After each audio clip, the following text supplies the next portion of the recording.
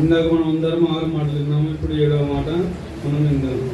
లూకా సువార్త 23వ అధ్యాయం 46వ వచనం. అప్పుడు యేసు గొప్ప శబ్దంతో కేక వేసి, తండ్రి, నీ చేతికి నా ఆత్మను అప్పగించుకొనుచున్నాను అనెను. ఆయన ఇలాగ చెప్పి ప్రాణము విడిచెను. 7వ మాటలో ఏం చేశాడు ప్రభువు? యేసు ప్రభువు ప్రాణము విడిచాడు.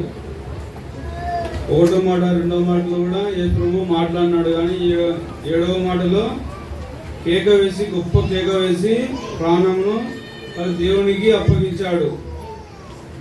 6 మాటల వరకు దేవుడు యేసు ప్రభువుకు తోడుగా ఉన్నాడు.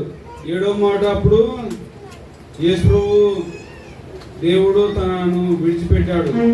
అప్పుడు ఏమంటున్నాడు యేసు ప్రభువు? నా ప్రాణం నీకు అప్పగిస్తున్నాను తండ్రి అని అప్పగించాడు. యేసు ప్రభు అప్పుడు మరణించాడు. యేసు ప్రభు 33.5 సంవత్సరాలు జీవించాడు. 3.5 సంవత్సరాలు పరిచర్య చేశాడు. ఎంతో మందిని స్వస్థపరిచాడు.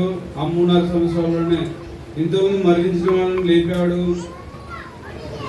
అతను కూడా శిలువలో పడాల్సిన అవసరమే లేదు అతనికి. ఎందుకు శిలువలో వేలాడబడ్డాడు అంటే తన తండ్రి నిమిత్తము, తన తండ్రి చెప్పినట్టుగా అతడు నెరవేర్చాడు. అప్పుడు అతను మరణించినప్పుడు ఏమైంది? చీకటి మొత్తం కూడా చీకటి అయినది. అతడు 3.5 గంటలకు మరణించినాడు. ఆ మధ్యాహ్న కాలం ముందు ఎప్పుడైనా చీకటి కలుగుతుందా? ఎప్పుడు కూడా కలగదు. అతడు యేసు ప్రభువు మరణిస్తేనే చీకటి కలిగినది. భూకంపం కూడా, భూమి కూడా కదిలినది. అక్కడున్న సైనికులు అప్పుడు ఏం చేసినారు? అక్కడ ఉన్న వాళ్ళంతా, అవును ఇతడు నిజమైన దేవుడు సేవకుడే, దేవుడే ఇతను అని వాళ్ళందరూ కూడా అప్పుడు అనుకున్నారు. అక్కడున్న సైనికులు, అక్కడ వచ్చిన వాళ్ళు, చూడడానికి వచ్చిన వాళ్ళందరూ కూడా, అవును ఇతడు దేవుడే, నిజమైన దేవుడే, మనం ఇతని శిలువ విధించాము అని వాళ్ళందరూ కూడా అప్పుడు అనుకున్నారు. మనం కూడా ఈ లోకంలో ఎన్నో తప్పులు చేస్తుంటాం కదా. మనం తప్పుల నిమిత్తం, మన పాపాల నిమిత్తం దేవుడు శిలువలో ప్రాణమును అర్పించుకున్నాడు. మనం చెడు తలంపులతో చేస్తాం కాబట్టి అతడు తలపై ముళ్ళ కిరీటం పెట్టించుకున్నాడు.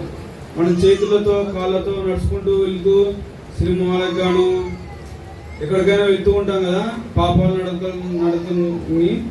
అలాగని యేసు ప్రభువు చేతులతో కాళ్ళతో ముళ్ళ కిరీటమై మేకులే గుచ్చబడ్డాయి. అతనికి మేకులు అతనికి కొట్టబడ్డాయి. మనం కూడా ఎలా ఉండాలా? దేవుని నమ్మకముగా ఉండాలి. మన కొరకు దేవుడు మరణించాడు కాబట్టి మళ్ళా మరణించడానికి మనకి ఎవరు కూడా లేరు. అందుకని మనం నీతి కలిగి జీవించినట్లయితే మనం కూడా పరలోక రాజ్యంలో ఉంటాము. ఈ వాక్యం దేవుడు దీనినాక ఆమేన్.